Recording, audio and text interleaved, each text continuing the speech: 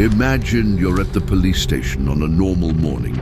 Suddenly, the radio of the patrol car that's out of order starts transmitting a call for help, but not from just anyone, but from a police officer who died days ago.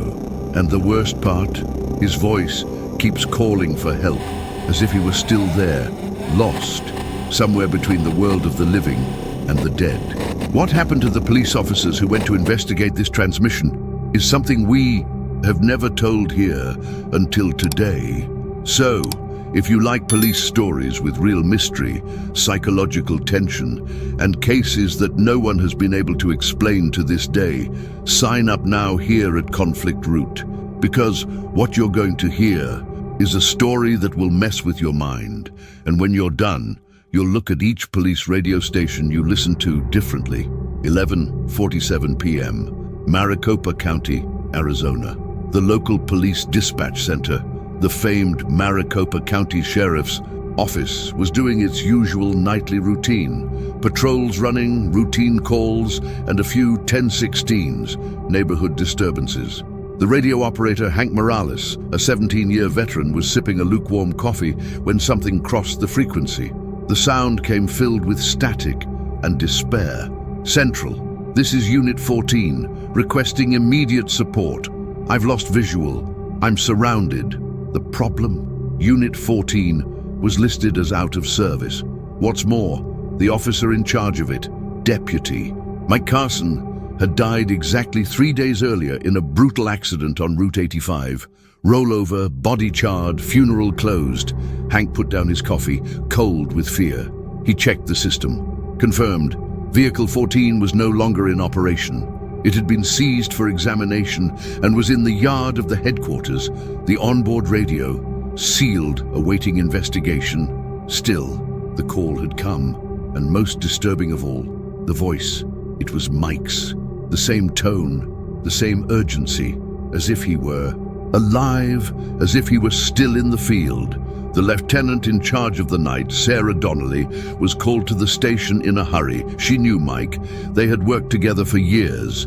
When she heard the recording, she went pale, and she decided, I want all nearby units in the area of Route 85 locate where this transmission came from, now. The radio was silent for long minutes, until, at 0:12, Mike's voice came back. Central, they're coming. I don't know what they are. I'm at kilometer 42. Get me out of here, please. At the station, the atmosphere turned into a nightmare. SWAT tactical response teams were mobilized. It was supposed to be just a quiet night, but that night, the police radio seemed to be talking to the dead. SWAT Unit Bravo 3 was the first to arrive on Route 85. 2 armored Bearcats with 9 operators armed to the teeth. Leading the group was Sergeant Thomas Briggs, a war veteran respected and feared for his coolness in the field. The SWAT radio went completely silent as the armored vehicles rolled down the deserted highway. The night was heavy, moonless. The lights of the vehicles cut through the darkness like razors, but kilometer 42, it was like a black hole. When they arrived at the exact location indicated by the last call, they found nothing. No police car, no sign of Mike, just cracked asphalt, some old tire marks, and an inexplicable cold. Briggs ordered the sweep formation. Men climbed out of their vehicles and took up tactical positions, flashlights illuminating every inch of the roadside woods. Bravo 3 to Central. We are on scene. Nothing seen. Initiating perimeter sweep. Hank, still at the switchboard, replied with a shaky voice. Roger that, Bravo 3. Maintain constant communication. As the team moved forward, something strange began to happen. The operators' handheld radios began to experience slight interference. Voices, barely audible whispers, seeming to echo from the trees. Themselves. Over, who's on my frequency? Asked one of the operators, Rivera, looking around with wide eyes. No one answered. But then, it came again, this time louder. Central, this is Unit 14. I'm injured. A lot of blood. I need help. Briggs froze. Everyone heard. The call came simultaneously. on all radios, even on the armored vehicle's communicator. The tension turned to contained panic. Briggs took a deep breath. Total silence on broadcasts. Only I speak from now on, all channels are blocked. The team continued through the forest. They searched for more than 30 minutes until Rivera, who was advancing along the edge, stopped abruptly. His flashlight illuminated something on the ground, something metallic covered in dirt and leaves. It was a portable radio, the same model used by Mike Carson. Briggs walked over, knelt down, and picked up the equipment. It was cold, very cold, as if he had been buried all night. The problem? The battery was still charged, and the worst part, the transmit button was pressed, as if someone or something had been talking from inside the whole time. Suddenly, Briggs's radio crackled, and Mike's voice, now in a more distorted and guttural tone, rang out loud, "Don't come! You'll disappear too!" Before anyone could react, all the lights on the flashlights went out at once. The radio died. The silence turned into a roar inside everyone's mind. And then the forest began to move. Panic didn't have time to spread. When the lights from the flashlights went out, darkness swallowed the team. All that was left was the sound of rapid breathing and the snapping of branches coming from all directions. "Stay together! Delta formation!" Briggs shouted, forcing his voice to sound firm, but even he could feel the fear gnawing at his insides. The SWAT operators formed a defensive circle, guns pointed in all directions. But whatever was out there, it didn't make the sound of human footsteps. It was as if the ground itself and the trees were moving. From the darkness, figures emerged, shapeless shadows, tall with elongated limbs, but they always fled the light when someone managed to turn on a momentary flash. Rivera began to shout, "They're here, they're beside me!" But when Briggs turned the flashlight toward Rivera, he was gone. Communication with the plant was dead. No radios worked anymore. The only thing that insisted on working was the damned portable radio found on the floor. It kept emitting the same repetitive transmission. "Central, this is Unit 14. I'm injured, a lot of blood, I need help." Recorded. Replay. Some interference. Briggs didn't know what to think anymore. "Retreat! Everyone back to the armored vehicles!" he ordered. The problem was the way back. The trees looked different now. The terrain seemed to change with every step. The forest seemed to swirl around them like a living maze. 2 operators disappeared along the way. They simply vanished. Muffled screams followed by absolute silence. When they arrived where the Bearcats were supposed to be, they found only an empty field. No sign of the vehicles, no tire tracks, nothing. Briggs looked at his watch and realized something that made his sanity begin to crack. It was 11:47 p.m. again. Exactly the same time it had all started at the headquarters. That's not possible. The portable radio still spoke. "Central, this is Unit 14. I'm injured, a lot of blood. I need help. Only now." There was something new at the end of the broadcast. "They're coming, and this time, they want all of us." Briggs looked at the pale faces of his men, panting, eyes wide, some already crying uncontrollably. And then, as if the air itself was vibrating, the entire forest screamed. As the forest seemed to scream in unison, Briggs gathered what was left of the team. 3 men. Of the 9 who had entered, only 4 remained, counting him.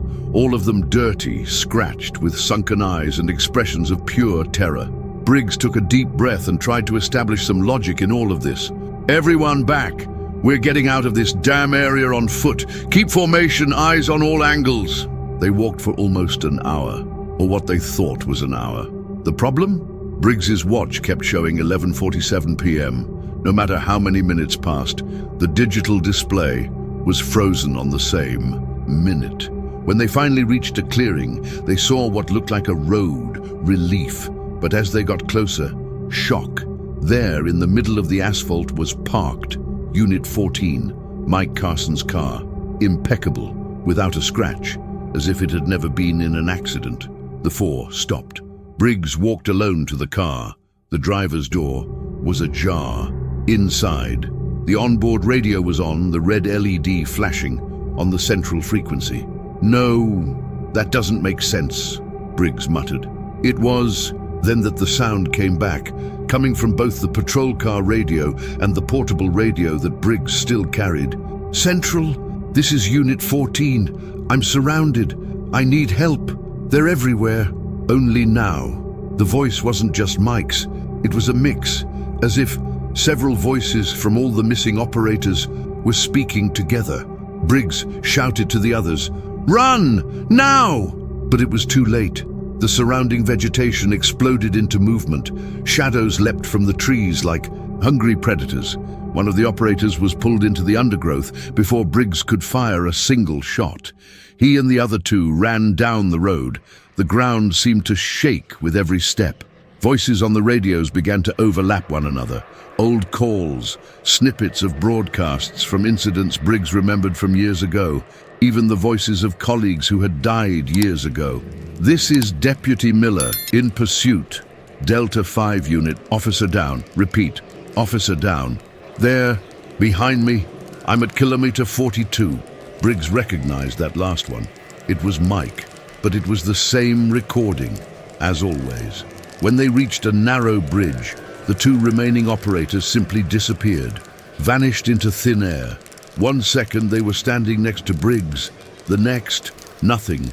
No sound, no screams, just emptiness. Briggs fell to his knees, shaking, panting.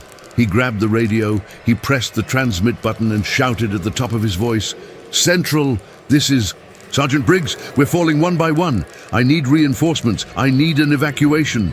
On the other side, silence, until the answer came. A female voice, trembling and impossible. "Sergeant Briggs, this is Lieutenant Donnelly. Are you listening?" Briggs froze. Donnelly had died 2 years ago during a shootout in Phoenix. The radio kept broadcasting the same frequency, the same voice of help, the same phrases, a loop forever. Briggs looked around. The road, the woods, the sky, everything seemed out of time, as if he were trapped in a distorted version of reality. In the distance, he heard the engine of a police car, headlights cut through the night. Unit 14, coming towards him. "No, no, no." He tried to run, but his legs wouldn't obey. The radio exploded into static, and then everything went black. When Briggs opened his eyes, the first thing he noticed was the smell of gasoline and wet earth. He was lying face down, his face pressed against the cracked asphalt. He struggled to his feet, his entire body aching, his ears ringing. The road looked the same as before, but there was one detail. There was no forest around anymore, just an endless expanse of fog covering everything around. He looked back and forward, and there was only road and fog.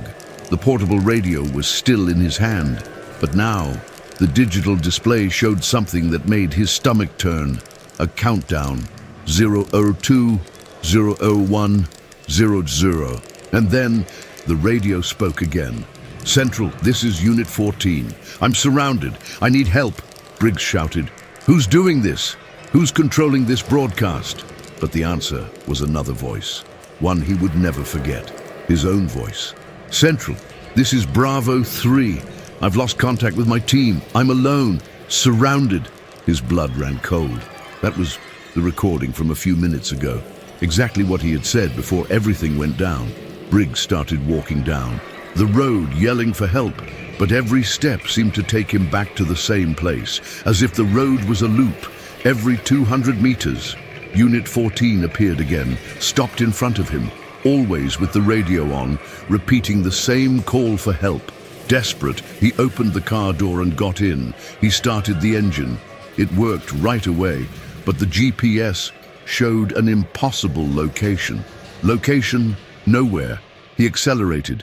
He floored it, but the more he drove, the more the speedometer fluctuated. Illogically, from 30 to 120 km/h in seconds, then 5 km/h, then 0. The dashboard radio began to spit out the voices of dead officers Briggs knew, broadcasts of 10 to 33 emergency calls, downed officers, and even cries for help from patrol cars that never returned to base. Suddenly, the figure of Mike Carson appeared in the middle of the road, standing, in uniform, covered in blood, but smiling, a crooked smile, unreal. Briggs braked suddenly. He got out of the car, gun in hand. "Mike, what's going on?" Mike just pointed behind him. Briggs turned around, and what he saw was himself, standing in the middle of the road, in uniform, staring back at him, with completely black eyes, no pupils.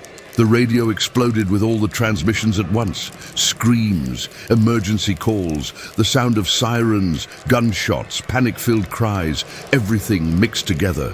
Briggs fell to his knees, covering his ears. He tried to scream, but he couldn't. The air began to grow heavy. The car's lights flashed on their own. The engine revved and turned off. And then, the final sound on the radio. Last transmission. Bravo Unit 3.